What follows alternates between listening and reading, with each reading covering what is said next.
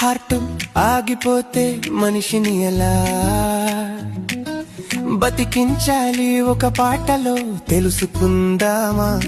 Heart sudden గా ఆగిపోతే blood supply ఆగిపోతుంది.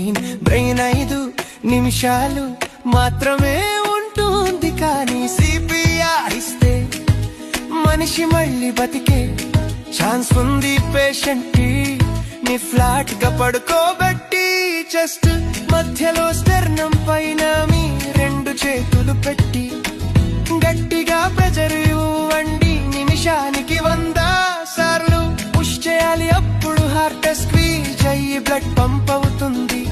మీరు చేతులు తీసినప్పుడు హార్ట్ మళ్ళీ రీఫిల్ అవుతుంది.